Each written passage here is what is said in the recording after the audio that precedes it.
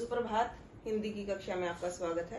आज का जो हमारा उपविषय रहेगा वो रहेगा कक्षा 9वीं क्षितिज पद्य सवैये से पठित पद्यांश।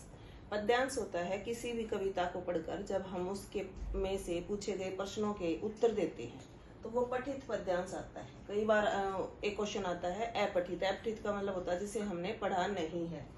तो हम देखेंगे मानुष हो तो वही रस खानी, बसऊ ब्रिज गोकुल गांव के गवालन, जो पशु हो तो कहाँ बस मेरो, चरऊ नित नंद की धेनु मझारन, पाहुन हो तो वही गिरी को, जो पियो हरि शत्रु पुरंदर धारन, जो खग हो तो बसेरो करो, मिली कालिंदी कूल कदम की डारन।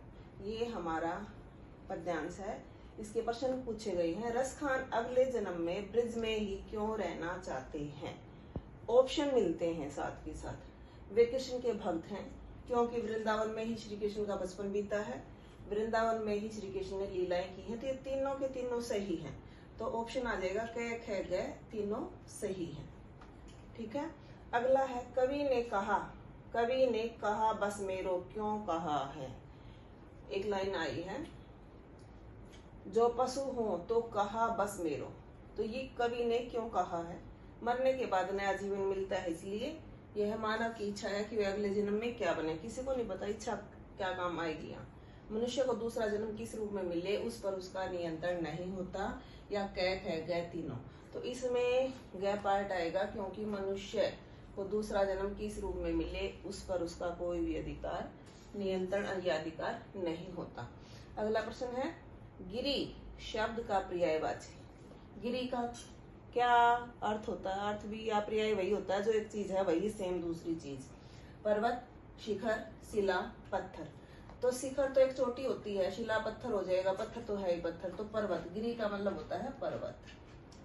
कवि किस पर्वत का पत्थर बनना चाहते हैं। इसमें आया है कि कवि उस पर्वत का पत्थर बनना चाहते हैं जिसे हरिश्चंद्र पुरंदर धारण, जो वर्षा के देव हैं इंद्र, उनके घमंड को तोड़ने के लिए जिस पर्वत को उन्होंने धारण किया था उसका वो पर्वत बनना चाहते हैं।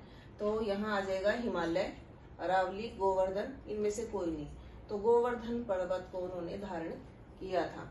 तो इस तरह का एक क्वेश्चन आता है 8वीं और 9वीं में, 10वीं में कि एक वो पद्यांश देगा और उसमें से आपको ऑप्शनल क्वेश्चन आते हैं जिनका आपको उत्तर देना होता है। इस तरह से आप इसको सोल्व कर सकते हो। धन्यवाद।